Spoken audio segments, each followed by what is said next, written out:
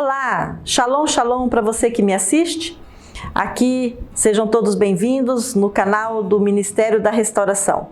Aqui neste espaço você vai encontrar conteúdos teológicos, ensinamentos bíblicos, análise de livros específicos das Escrituras, tudo isso voltado para a visão da restauração das origens da fé. Significa dizer que todo o conteúdo aqui disponibilizado é pautado na autoridade das Escrituras, no ensinamento dos profetas, dos escritos, no ensinamento dos apóstolos e, acima de tudo, no ensinamento de Yeshua, o Filho de Deus. A proposta do nosso canal é para que você possa ter acesso a um conhecimento bíblico e que a sua vida possa ser transformada, restaurada e que você tenha também aí um acesso às leis, às instruções, a tudo aquilo que Deus disponibiliza para nós, seres humanos, para que possamos ter uma vida melhor, uma vida mais feliz, uma vida transformada na Terra. Quero também te convidar para interagir conosco em nosso canal, deixando aí as suas sugestões, os seus comentários. Inscreva-se também em nosso canal, acesse aí o sininho das notificações para que você possa receber em primeira mão os vídeos que estarão sendo disponibilizados aqui no decorrer dos próximos dias. Também gostaria que você deixasse o seu like. O seu like é muito importante para nós, porque desta forma o YouTube vai reconhecer que o nosso conteúdo é relevante e ele vai poder então disponibilizar para o maior número de pessoas possíveis. Quero dizer para você que é uma grande satisfação estar aqui. Eu sou a professora Cássia e vamos agora entrar na parte 2 do nosso estudo.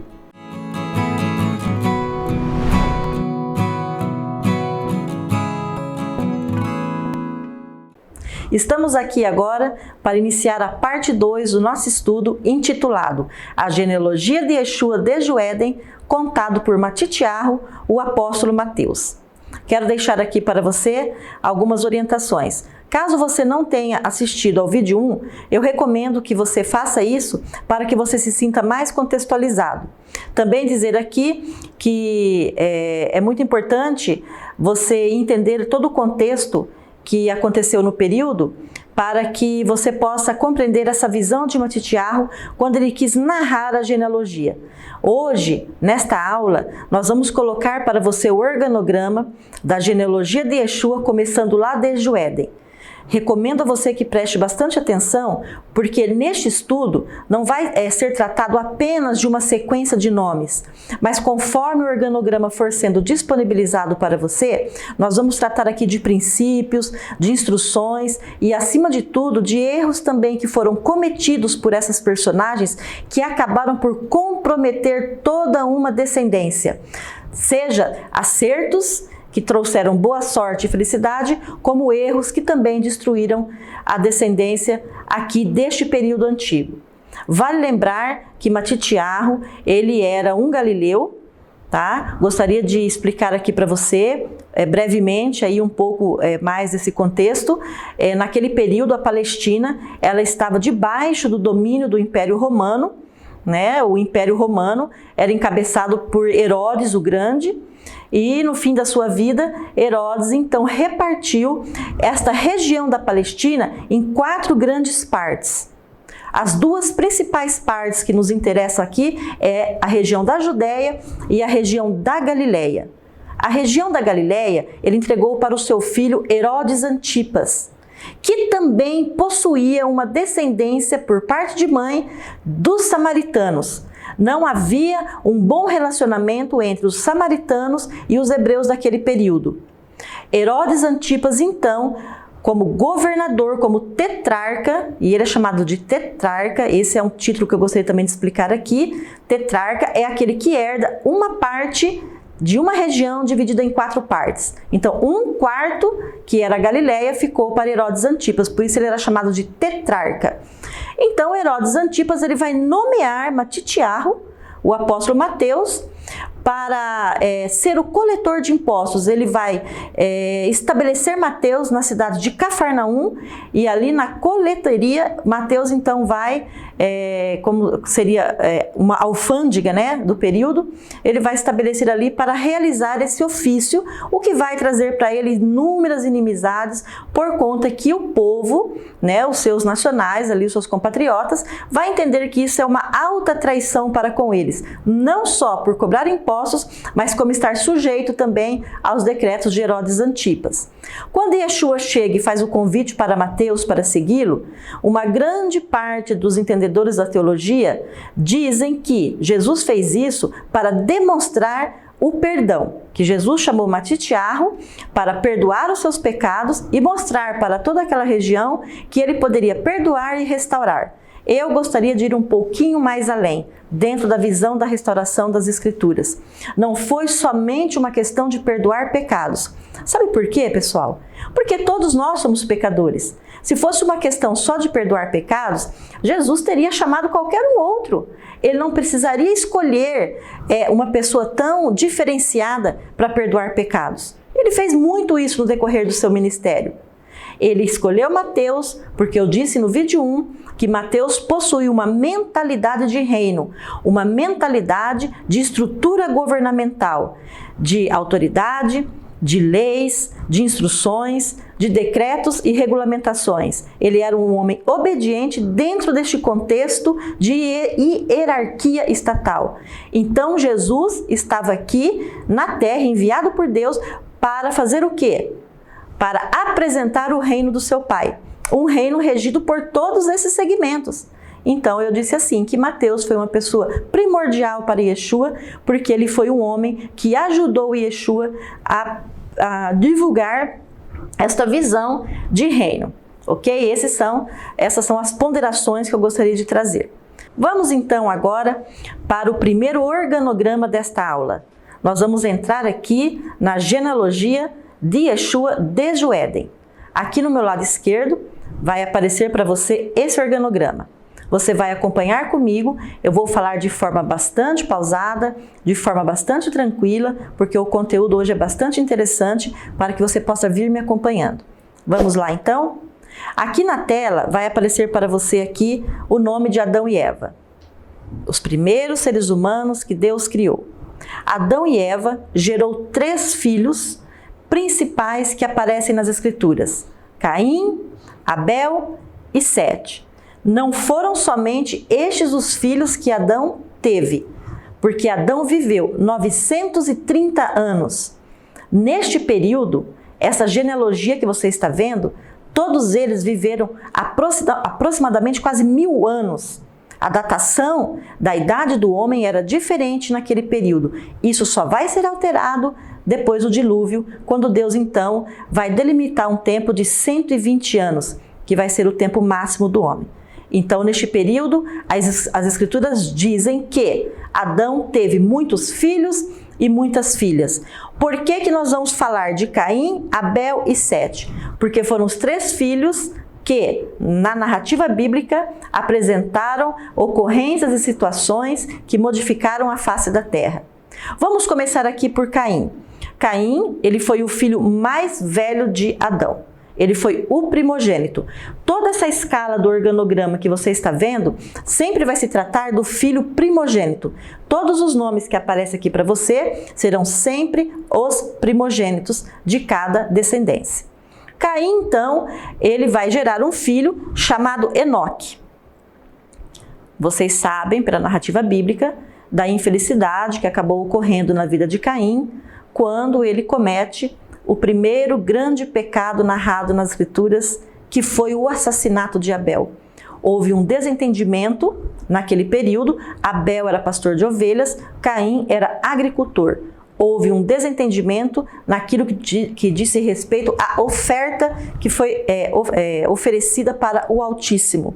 Tá? Então, por conta de que Deus recebeu a oferta de Abel de uma forma diferenciada, Caim ficou muito amargurado, e houve ali uma discussão que levou Caim a assassinar o seu irmão. Por conta desta atitude, uma consequência terrível recaiu sobre a descendência de Caim, certo? com a morte de Abel, muito tempo depois, isso não foi instantâneo, não foi em 1 ano, 2 anos, muitos anos depois, Eva teve um filho chamado Sete. E Sete significa aquele que Deus me deu no lugar de Abel. Assim como o nome de Caim significa o varão que Deus me deu, porque ela teve um primeiro filho e foi o seu primogênito. Então aqui na descendência, Enoque, tá? Como filho primogênito, vai gerar Irade, que vai gerar Meujael, que vai gerar Lameque. Voltando aqui, quando Caim, após o assassinato de Abel, vai sofrer um juízo da parte de Deus, a terra não vai mais favorecer Caim, ok? Caim, ele plantava e colhia, ele era um especialista na agricultura. Por conta do sangue derramado do irmão, este talento, esta habilidade de manusear a terra vai ser tirada de Caim. Deus vai dizer lá nas Escrituras, a terra não mais contribuirá para com você. Então ali, a primeira grande perda de Caim foi as habilidades de agricultura. Então, eu quero dizer para você que um dos primeiros aspectos que aflige a vida do homem, quando ele comete um pecado tão grave perante Deus, como por exemplo o assassinato, que é o derramamento do sangue inocente, a primeira coisa que vai ser afetada na vida deste homem vai ser a sua vida profissional, vai ser o seu talento e a sua habilidade nata, vai ficar totalmente comprometida, porque aqui existe um princípio, nós apenas saímos de um século, estamos em séculos diferentes, mas o contexto do pecado e o contexto dos princípios bíblicos de Deus, eles permanecem inalterados. Então este também já é aqui uma restauração que eu estou trazendo para você, certo? Para que nós possamos ter muito cuidado com a nossa vida, porque muitas pessoas não entendem, às vezes, as situações de fracasso que ela vem sofrendo. Precisa reanalisar, precisa rever aí os acontecimentos da vida, ok? Porém, depois disso, ele se refaz e parte então para ser um construtor. Caim vai ser construtor e vai construir cidades e com muito talento. A primeira cidade que Caim constrói, ele vai dar o nome de Enoque em homenagem ao seu filho primogênito. Ok, pessoal? Vamos então continuando. Chegando em Lameque, então veja, quem é Lameque aqui? Na ordem da descendência. Você vai ter Caim, o filho Enoque, o neto Irade, o trineto Meujael, o tataraneto Metusael e o pentaneto que é Lameque, o pentaneto de Caim. Lameque vai incorrer no mesmo pecado de Caim. Lameque vai ter 2 esposas, uma chamada Ada, outra chamada Zilá. O que Lameque vai fazer? Lameque vai também assassinar um jovem naquele tempo. E como Lameque tem total conhecimento do que aconteceu com seu antepassado, ele vai chamar as suas esposas e vai dizer: eu, Lameque, cometi um grave pecado. Eu quero que vocês saibam disso. O que ele estava dizendo ali para sua família? Que viriam consequências trágicas sobre a sua descendência. Ok? Quando Deus colocou a marca em Caim daquele assassinato, não foi para que Caim ficasse perseguido, não foi no sentido pejorativo, não foi no sentido de humilhar Caim. Pelo contrário, quando Deus colocou a marca em Caim, Deus colocou uma ordem naquele período. Ninguém estava autorizado a matar Caim. Por quê? Porque se Deus não tivesse estabelecido este parâmetro, as pessoas continuariam assassinando por causa da vingança. Então Deus acaba ali pela raiz com essa consequência, tá, de assassinato, porque Caim vai falar assim: me vingarão por causa do sangue de Abel. Então eu lhe pergunto, quem vingará Abel? Se existia só Caim e Abel? Não existia só Caim e Abel. Existiam toda uma família já, vários irmãos, várias irmãs. O parentesco ali ia requerer o sangue de Abel. Então Deus colocou uma marca em Caim para que Caim fosse protegido e também para que aqueles que queriam vingança também ficassem protegidos dessa intenção, para que eles não cometessem o mesmo erro. Lameque, o pentaneto de Caim, vai cometer esse erro. Por isso ele fica tão preocupado. porque ele sabe que a partir dali vai começar novamente toda uma situação para a sua família. Mas veja bem então, a primeira esposa de Lameque, chamada Ada, ela vai gerar um filho chamado Jabal e um filho chamado Jubal. Jabal vai ser o pai dos homens de tenda e criadores de gado. Olha aqui que maravilha! Os talentos e as habilidades lá naquele período. Jubal já vai ter um talento para a música, vai tocar harpa, vai tocar flauta. A esposa Zilá vai gerar Naamá, que é uma filha. As escrituras têm por princípio não indicar as filhas na primogenitura, mas aqui ela foi indicada. E ela também teve um filho chamado Tubal-Caim.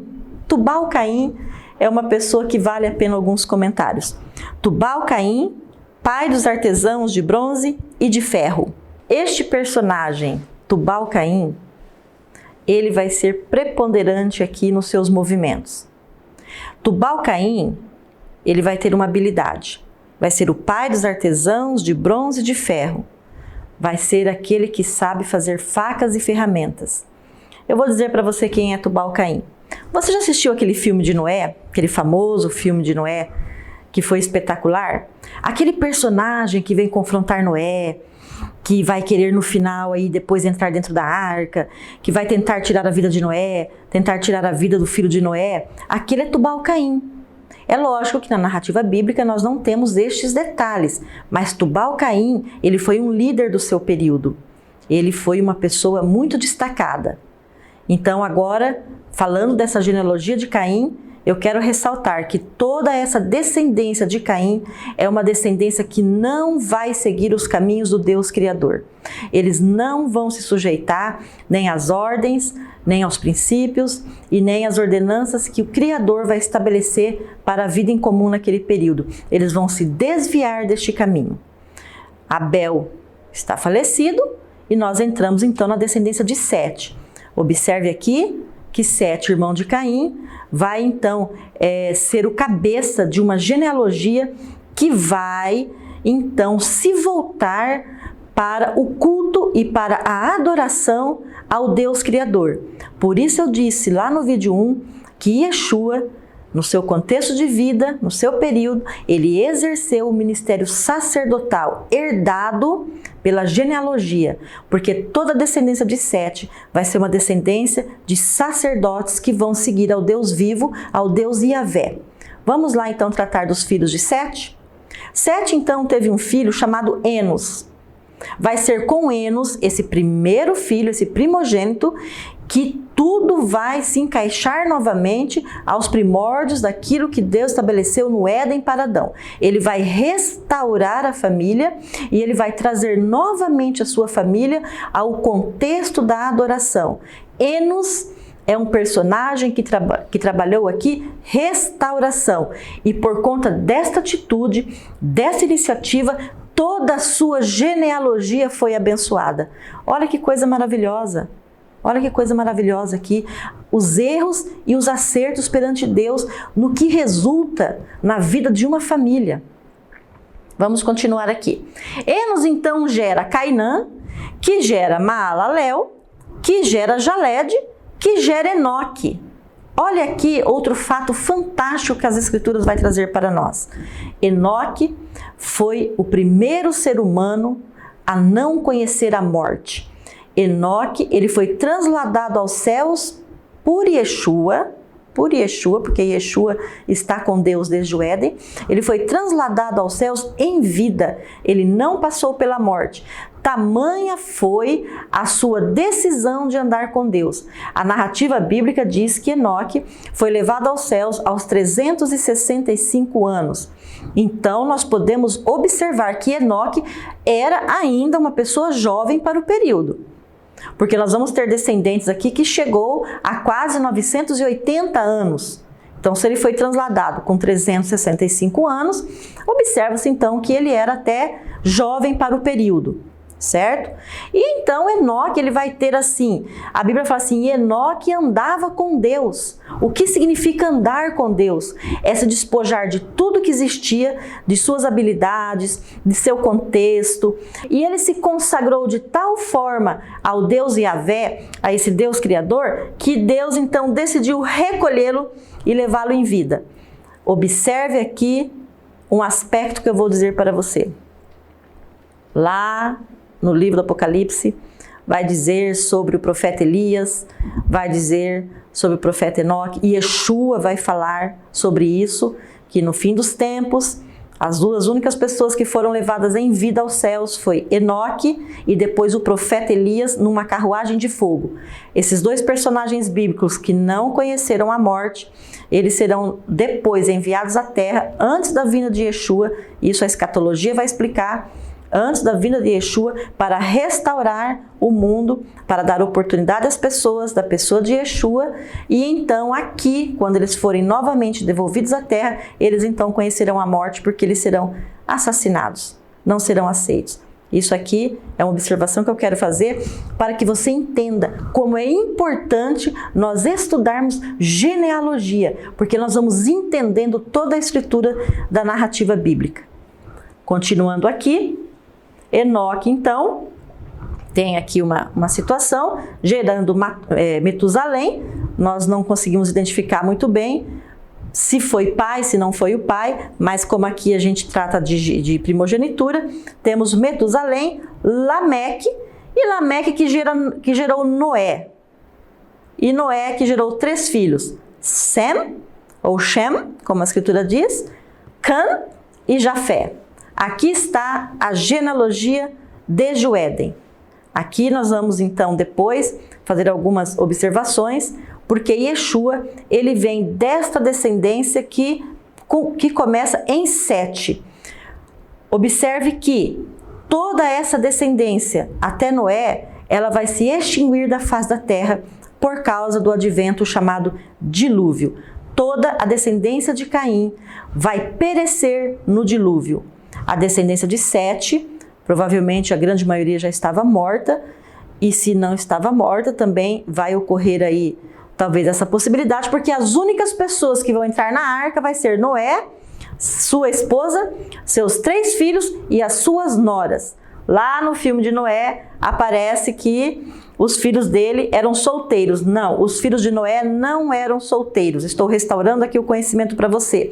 A Bíblia diz que eles entraram com suas esposas, ok? Então aqui o primeiro grande período da genealogia, o período do Éden, que vai iniciar agora com a pessoa de Noé, porque vai ser com Noé, quando a arca se assentar depois do dilúvio, quando ele sair da arca, que vai se iniciar novamente uma restauração de descendência, uma restauração da humanidade, e vamos continuar aí no nosso slide número 2 para você.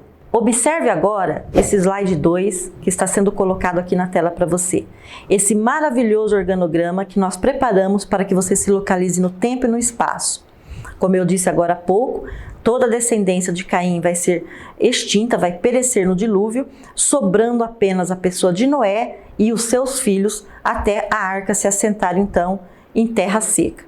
Ora, Noé tinha esses 3 filhos, Shem, Cã e Jafé.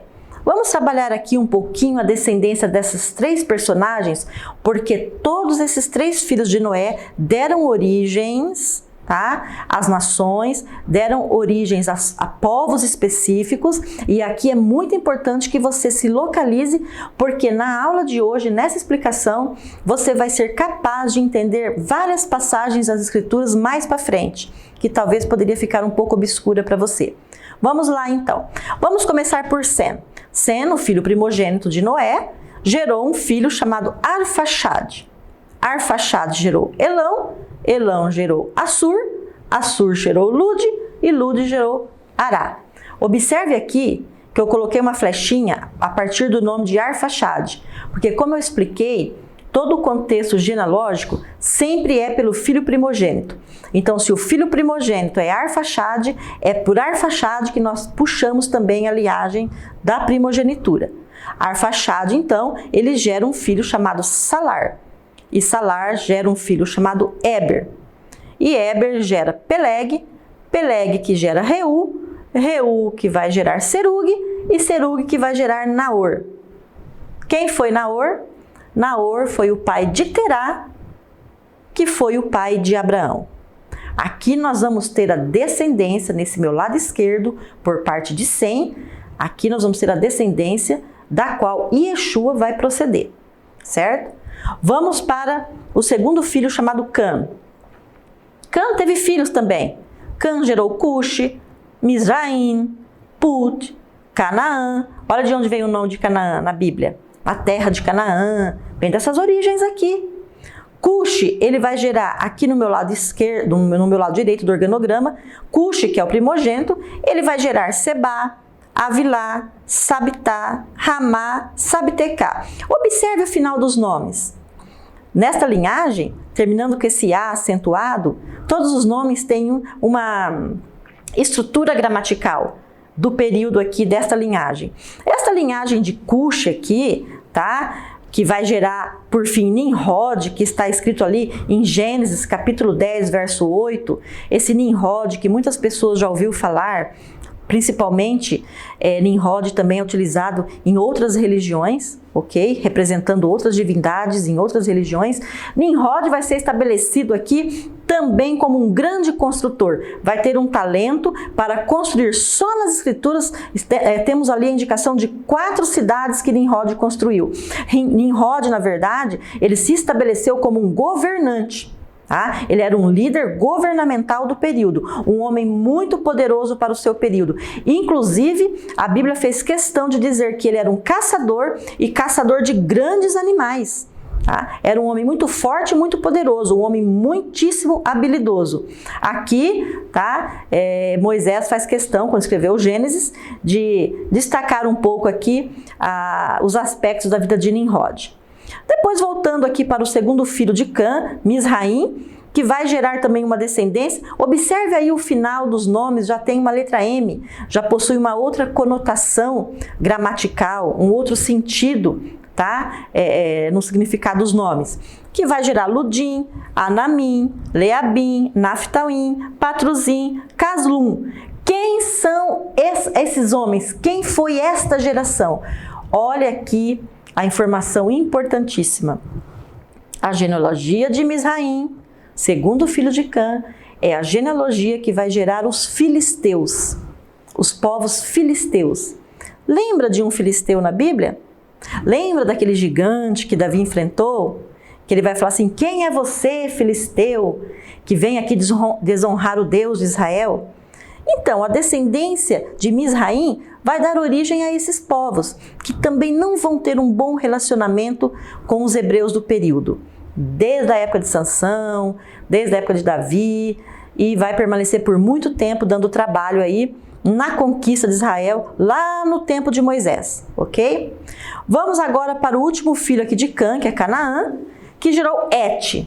Olha aqui, Et é o pai dos Jebuseus, dos Amorreus, dos Girgazeus, dos Eveus, os Eus, uma linhagem com o A acentuado, outra linhagem com o M e agora aqui com o U, tá? Arqueus, Sineus, Arvadeus, Armateus, todos esses povos, Moisés vai se deparar com eles na travessia do deserto depois lá na frente. Por isso é importante você entender genealogia e contexto histórico, ok?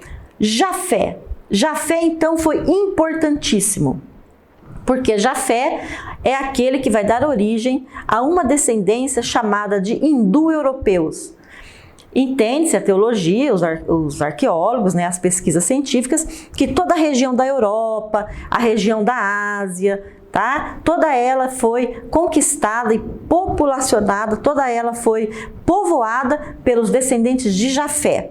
Aqui os descendentes de Cã, nós vamos encontrar também na mesma região ali do Oriente Médio, norte da África, se esparramaram também para outros continentes, e a descendência de Sem, que vai dar origem aos povos semitas, que vai dar origem a Israel.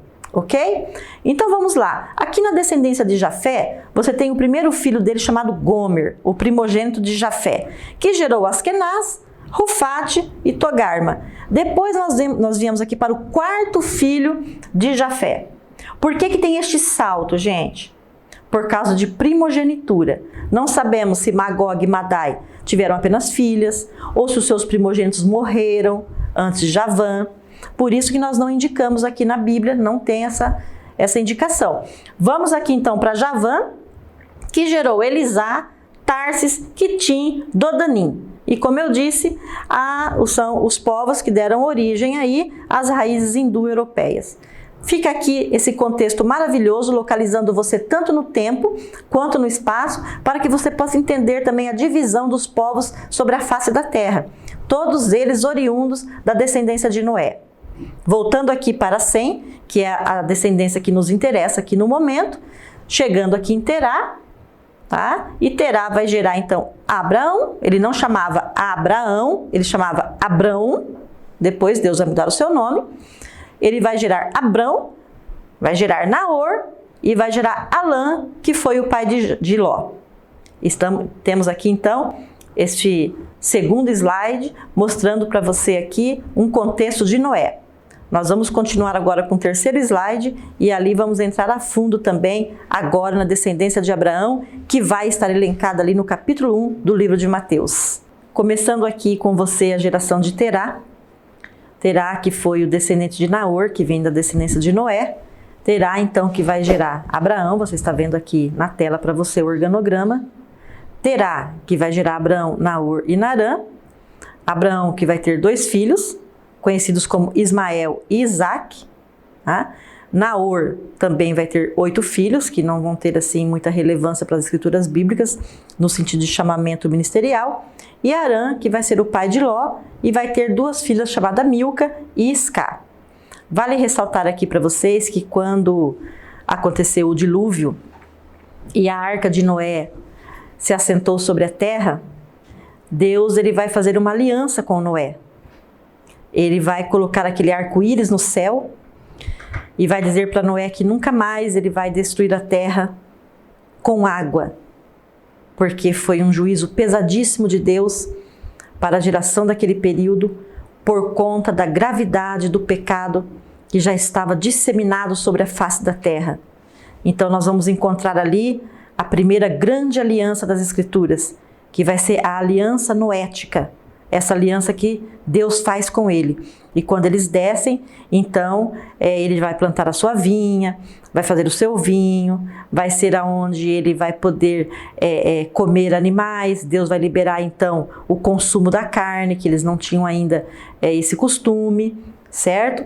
Vai colocar ali uma redução no tempo de vida a partir de Noé, onde Deus vai estabelecer que o homem não passará de 120 anos, não por conta do que aconteceu só lá, porque se o homem vivesse 1000 anos, era muito tempo para a maldade humana. Então, quando Deus reduz a idade do homem para 120 anos, não foi pensando lá também no tempo do Éden, foi pensando nos dias atuais.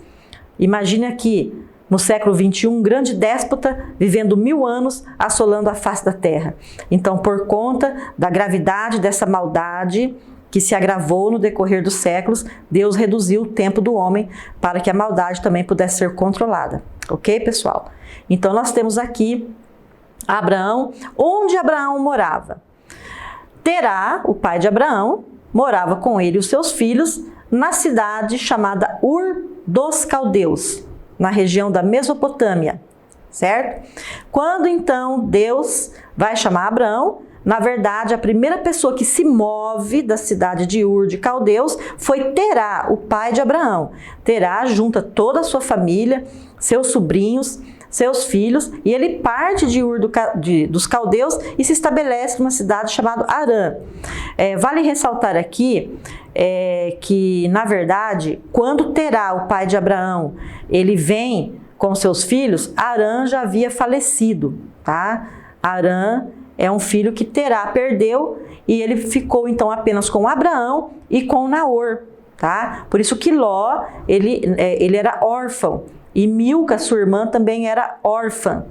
Milca, aqui, sobrinha de Naor, lá mais para frente, Milca vai se casar com o seu tio, chamado Naor, e Milca vai dar para Naor 8 filhos, chamado Uz, Buz, Gemuel, Quéside, Razô, Pildas, Idlaf e Betuel. Ok? Nós não vamos entrar na descendência aqui de Naor.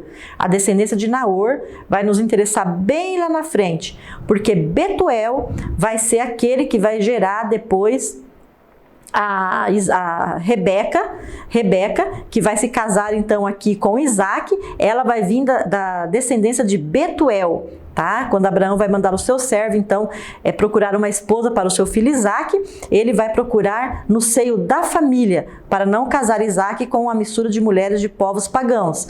Então Rebeca vai vir aqui da genealogia de Naor, da parte de Betuel. Isso é um aspecto bastante importante para você. Muito bem, Ismael foi o filho primogênito de Abraão. Por quê? Deus havia dado uma promessa para Abraão, quando ele chama Abraão para sair de Harã e continuar. Ele não continua com Abraão, ele permanece ali, ele acaba depois morrendo em Harã. Naor também não vai seguir Abraão. Abraão tinha 75 anos de idade, quando então Deus chama ele para partir com a sua família, certo? Ele não tinha filhos, tanto que ele vai ter Isaac depois com 100 anos de idade. Ainda estava num tempo bastante antigo, os homens viviam bastante, certo?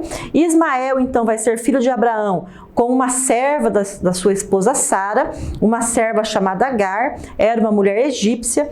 Quando Isaac nasce, que na verdade foi quando o anjo aparece para Abraão e anuncia, né, porque Sara era estéril, você conhece o contexto bíblico. O anjo vai aparecer para Abraão, e vai anunciar aí que Sara vai ter um filho. Sara já era uma mulher que já tinha entrado na menopausa. Sara, ela passa por uma certa incredulidade, porque ela já não menstruava mais, então ela sabia que ela não tinha como ovular, ela sabia que não era possível para ela mais uma gestação. Mas ali, o nascimento de Isaac também é um fato milagroso na Bíblia, porque foi o próprio Deus quem abriu a madre de Sara para que ela gerasse Isaac. Da mesma maneira que Deus provê aí a oportunidade de Sara, ele também vai fazer um ato milagroso lá no nascimento de Yeshua. As escrituras, elas são muito interligadas aqui.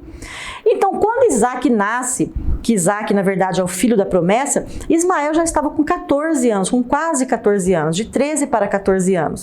Abraão, então, faz uma grande festa, porque Isaac foi desmamado, e era uma tradição da época fazer uma grande festa para os ricos. Abraão era um homem rico, era um homem de muitas posses, certo? Ele vai, então, dar uma grande festa em homenagem a Isaac. Ali naquele contexto, alguma coisa dá errada. Ismael, então, a Bíblia não narra com detalhes, mas Ismael provocou ali Isaac, houve um deboche ali, alguma coisa pejorativa, algum atentado ali. Sara se aborrece então e pede para que Abraão despeça Ismael e sua mãe egípcia, e então ali existe um rompimento de família. Então a nossa correspondência aqui vai continuar na vida de Isaac. Não que Ismael não tenha importância. Deus não vai se contentar com essa atitude. Deus é um Deus justo, certo? Ismael havia sido dispensado com a sua mãe para seguir o seu caminho de forma injusta. Deus vai exigir que Abraão indenize, que Abraão dê herança, que Abraão partilhe dos seus bens para com Ismael. Deus vai dar uma bênção maravilhosa sobre a vida de Ismael. Ismael depois vai ser o pai dos ismaelitas, que vai gerar toda a descendência árabe. Deus dá uma bênção para Ismael de uma grande nação, e não só de grande nação, de nações de grande prosperidade financeira, como vocês podem ver hoje na linhagem dos árabes, da Arábia Saudita, etc. Toda essa riqueza que possui, todo esse petróleo, toda essa abundância que rege aí a vida dos árabes aí, tudo isso foi uma bênção de Deus estabelecida lá na vida de Ismael. Gostaria que vocês soubessem disso também, ok? Voltando aqui para Isaac. Então, Terá que gera Abraão, Abraão que gera Isaac, Isaac que gera Jacó. Jacó vai se casar com Raquel, e Jacó vai ter 12 filhos. Eu coloquei aqui para vocês, aqui na flechinha, vocês podem olhar ali, os 12 filhos de Jacó, que deram origem às 12 tribos de Israel. Vamos lá? Ele vai ter, então, na verdade aqui, algumas esposas. A narrativa bíblica diz que Jacó se apaixonou por Raquel, mas ele teve que se casar com a irmã dela, Lia, que era a irmã mais velha, como exigência de Labão, tá? Um parente de sua mãe. Então, veja bem, aqui com Lia, ele vai ter os 4 primeiros filhos, né? Rubem, Simeão, Levi e Judá. Depois ele vai ter também 2 concubinas, tá? Zilpa e Bila, que vai gerar Zebulon, Issacar, Dan, Gade, Azer e Naftali. José e Benjamim, os 2 últimos filhos de Jacó, serão gerados por Raquel. Esse José que está sendo apontado aqui para você é José do Egito, viu, pessoal? É lá José do Egito, sim, tá? Esses irmãos aqui, Rubem, Simeão, Levi e Judá, foram os irmãos que se atentaram contra a vida de José, que falaram para o pai Jacó que ele havia sido morto, que jogaram ele naquele poço, que venderam ele para uma caravana, que foi vendido como escravo para o Egito e se tornou o grande governante do Egito. Mas tudo isso foi um propósito de Deus para salvar o povo de Israel de uma fome que estava chegando sobre a face da terra. Mas isso é para uma próxima oportunidade. Eu ressaltei aqui para você, você pode ver aqui numa cor mais rosa, o nome de Judá. Por quê? Porque a origem de Yeshua vai vir deste 4º filho. Então, Terá, Abraão, Isaque, Jacó e Judá. E de Judá, então, a partir dele, nós vamos prosseguir aqui na nossa genealogia.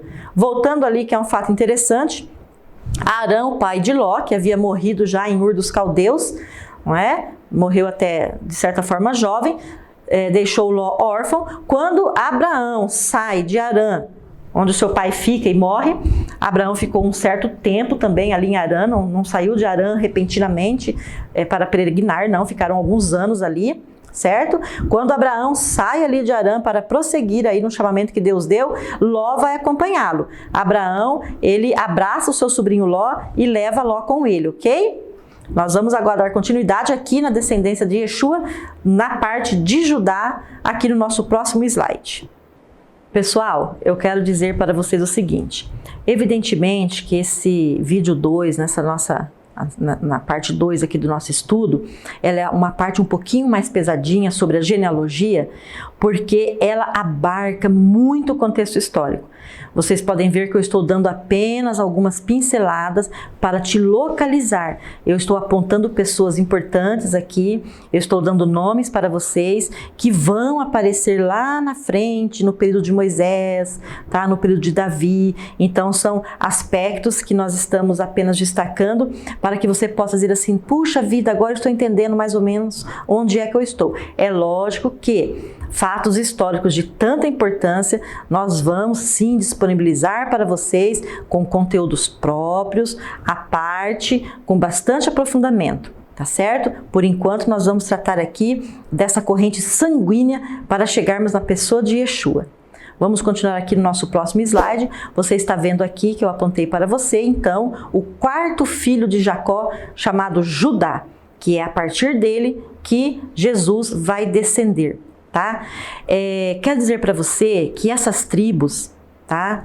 Todos esses 12 príncipes que encabeçaram a genealogia de Israel são os 12 príncipes e o seu povo, tá? A sua tenda e todos aqueles que seguiam dentro da sua tribo, são eles que vão estar acompanhando Moisés no deserto. Quando Moisés for para o deserto, quando eles saem da escravidão do Egito, saem os líderes de cada tribo que estava ali dentro do Egito. 12 tribos que acompanharam Moisés pelo deserto, que corresponderam aproximadamente, gente, a quase 5 milhões de pessoas.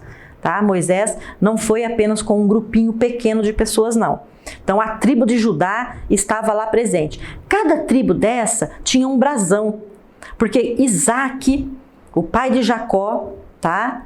E Jacó, quando foi morrer, Jacó, ele proferiu uma bênção sobre cada filho dele, tá? E a bênção sobre a vida de Judá, ele vai falar do leão. Ele vai comparar Judá como aquele leão, como o leão que conquista, né? Por isso o brasão da tribo de Judá vai ser um leão. É por isso que Jesus, que vai ser da tribo de Judá, é chamado hoje, dentro da teologia, dentro do contexto bíblico, né? O leão da tribo de Judá, Entenderam agora por que ele recebe esse título de leão da tribo de Judá? Por causa desse brasão que é da tribo e por conta dele ser descendente da tribo de Judá, ok? Um aspecto aí histórico interessante para você.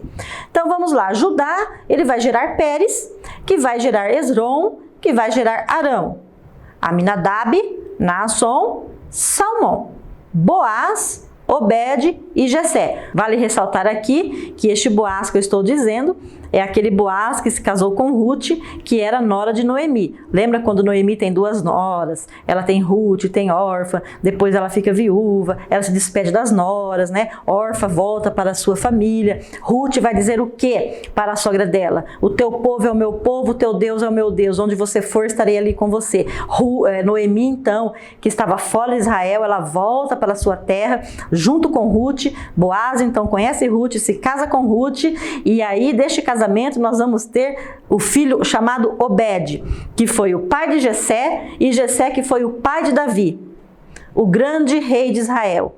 Aqui vai começar o capítulo 1 do livro de Mateus. Mateus não escreve no capítulo 1 a genealogia de Abraão para cima. Eu que estou explicando para você. Então, aqui no capítulo 1, tá, do livro de Mateus, ele vai começar em Abraão.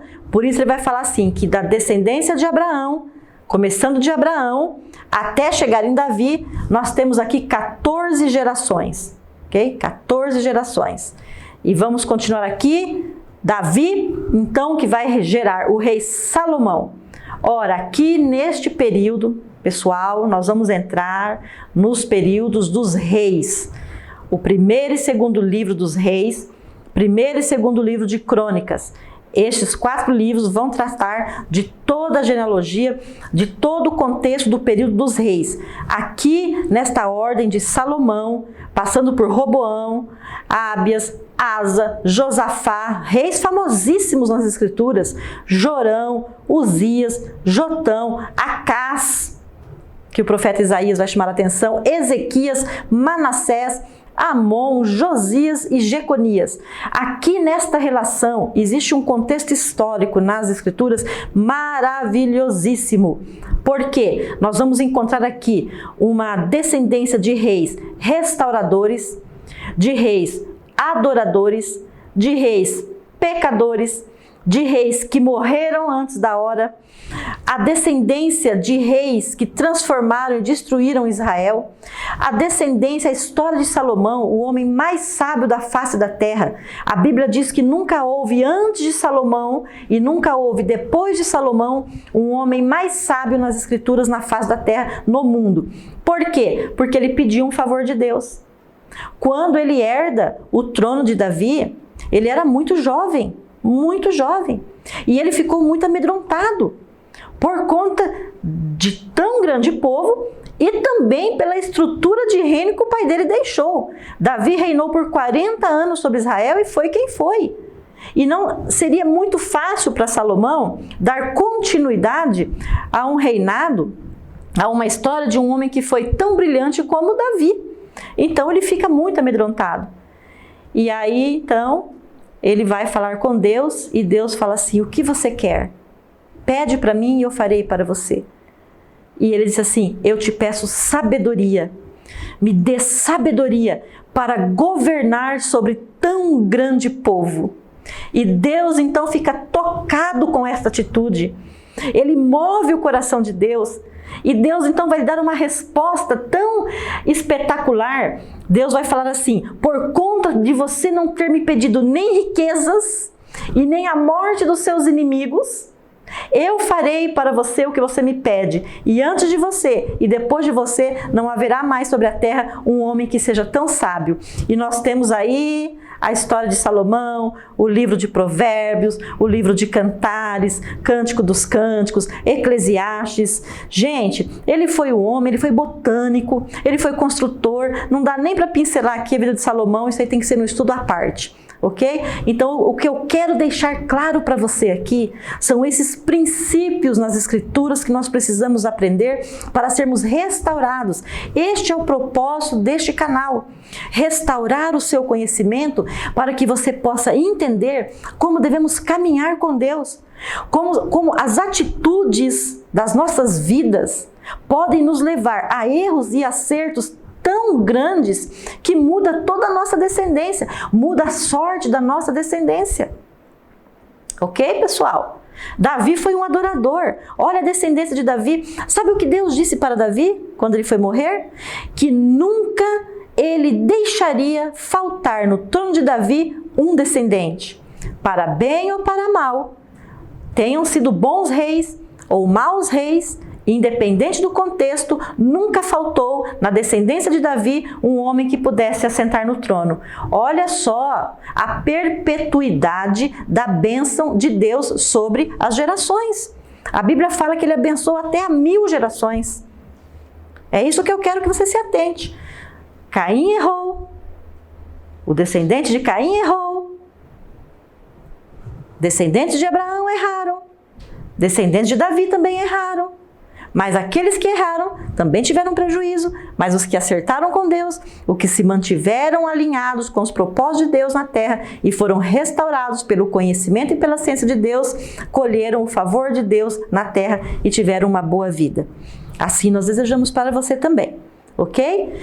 Vale ressaltar aqui uma observação que eu quero fazer. No final da descendência aqui dos reis, ali onde você vê o nome de Josias, nós pulamos para o nome de Jeconias. Na verdade, nas escrituras, existe aqui um lapso, tá? Josias não é aquele que gerou Jeconias, tá? Josias, na verdade, ele gerou Joanã.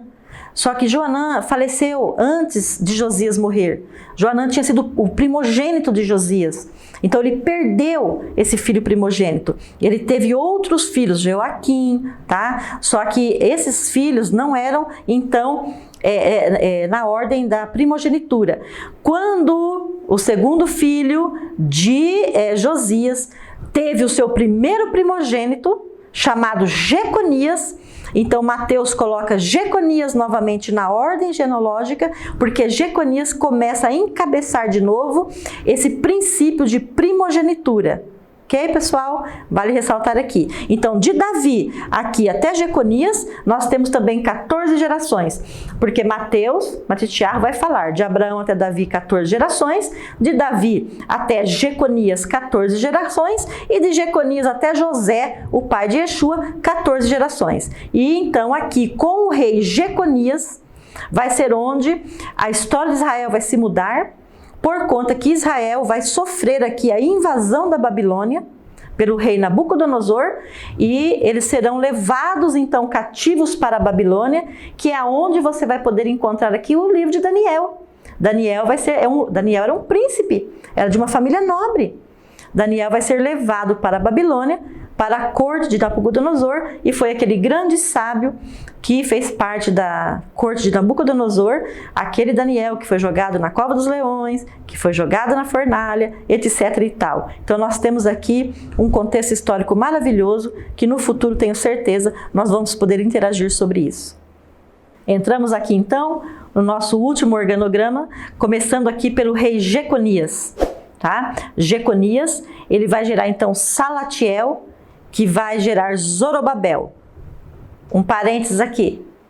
Este personagem aqui, Zorobabel, é aquele que você vai encontrar no contexto bíblico, que vai começar a fazer os levantamentos dos líderes que estão na Babilônia. Ele vai fazer aqui o censo para ter noção da população hebreia que estava lá dentro da Babilônia, porque aqui já vai começar a iniciar a volta, né, desse povo que está na Babilônia de volta para Israel. Então aqui serão os escribas, aqui serão os relatores, aqui serão os líderes que Deus vai levantar para organizar novamente o povo judeu, para trazê-los de volta para Israel. Ok, pessoal? Muito interessante isso aqui também. Zorobabel, que vai gerar Abiúde, que vai gerar Eliaquim, que vai gerar Azor, que vai gerar Zadok, Aquim, Eliúde e Eleazar. E Eleazar vai gerar Matã. E Matã, então, vai gerar um homem chamado Jacó. Olha aqui de novo, homenagem aqui a Jacó, o patriarca das 12 tribos. Este homem chamado Jacó, que vai gerar José, e José, que vai gerar Yeshua. Veja bem, eu quero dizer para vocês que Yeshua é um descendente da tribo de Judá. E de Jeconias até Yeshua, nós temos mais aqui 14 gerações. Então eu estou colocando aqui para você como prometido as 3 grandes gerações que Matiarro vai falar no capítulo 1, de Abraão até Davi, de Davi até Jeconias e de Jeconias até Yeshua. 3 períodos de 14 gerações que vão pautar aqui este contexto bíblico. Quero dizer aqui para você que José é o filho primogênito de Jacó, certo? E Yeshua é o filho primogênito de José. Maria, esposa de José, também estava na tribo. Maria também fez parte aí deste contexto, tá? Maria que vai então aí dar à luz a Yeshua, dentro de uma forma sobrenatural, que vocês sabem, nós vamos tratar aqui na parte 3 do vídeo, aí sobre a descendência de Yeshua. Este vídeo aqui, essa videoaula de hoje, encerra esse período da genealogia para chegarmos até a pessoa de Yeshua. Agora, aí na sua casa, que você vai estar com o vídeo, você vai poder voltar os slides, você vai poder ler, você vai poder estudar. Nós queremos que você agora venha a interagir com este estudo, que você pegue a sua Bíblia e aí calmamente na sua casa agora, você pode ir revendo esta aula, revendo esses nomes que eu estou compartilhando, vasculhando aí pelas Escrituras, comece a passear pelas Escrituras, localizando esses personagens no tempo e no espaço, e você vai ver como a sua mentalidade vai começar a se restaurar e você vai começar a ligar os pontos da história bíblica e vai ficar muito mais fácil para você. Aqui, neste período, né, um período bastante antigo, quando Yeshua nasce, né, o calendário vai datar então um período que vai ser chamado ano zero a partir de Cristo. Nós temos um período de datação que começa do ano zero para a frente e do ano zero para trás. Ok? Este período aqui foi um período de mais de 3.000 anos, só aí com Davi. Se você localizar Davi viveu quase 1.000 anos antes de Cristo, certo? Quase 1.000 anos antes de Cristo, até chegar na sua descendência. Então você vai puxando aí até chegar em Noé, mais de 3.000 anos aí, certo? De genealogia para você e de história bíblica, e Deus acompanhando este povo até os dias de hoje, pessoal, tá? Chegamos aqui, pessoal, no encerramento da parte 2 da nossa aula. Gostaria de dizer para você que vai ficar disponibilizado aqui na tela o link da nossa aula 1, onde você pode acessar, se inteirar aí a respeito do que nós tratamos lá, para que você possa acompanhar a aula 2, e isso aí vai te ajudar bastante a entender todo esse contexto histórico. Dizer para vocês que é um prazer muito grande estar aqui explicando tudo isso, e que o objetivo aqui da restauração é justamente isso. O que significa restaurar, né, gente? Restaurar significa voltar aos princípios originais. Ou seja, o nosso propósito aqui é levar você a conhecer as Escrituras no seu contexto limpo e claro, sem interferência de literaturas, sem interferências de teologia, de posicionamentos. Aqui nós estamos proporcionando para você simplesmente a Escritura como ela é e a autoridade dos registros históricos, esses grandes homens que pautaram a história e que foram inspirados pelo Espírito Santo de Deus a escrever esses livros e deixar para nós esse registro tão maravilhoso. Eu acredito que, apesar da inúmera quantidade, né, de livros que nós temos no mundo, nada se compara com as Escrituras, nada se compara. Dizer para você também que nós vamos entrar depois na parte 3, onde eu vou tratar aqui um pouco do nascimento de Yeshua, um pouco sobre José, sobre Maria, tratar dos aspectos aí, alguns pontos relevantes da sua infância, da sua maturidade, encerrando a parte 3, quando ele atinge os seus 30 anos e começa o seu ministério, porque aquilo que diz respeito ao ministério de Jesus, cabe estudos à parte, porque é um contexto muito aprofundado e muito interessante. Certo? Então nós tratamos aqui na parte 1 deste vídeo sobre a vida de Mateus, a sua localização, o seu ofício, onde ele morava, o seu chamamento, por que Jesus chamou. Aqui na parte 2, tratamos então da promessa que eu fiz para vocês, do capítulo 1 do livro de Mateus, aonde ele vai dizer da genealogia de Jesus, de Abraão até José. Nós então na parte 2 concluímos esta viagem que nós demos aqui desde o Éden, né, até a pessoa de José. Paramos aqui na pessoa de José, não paramos na pessoa de Yeshua, nós paramos aqui na pessoa de José, e na parte 3 nós vamos continuar daí para frente. Dizer que foi um grande prazer estar aqui, shalom para você e te aguardo no próximo vídeo. Até lá!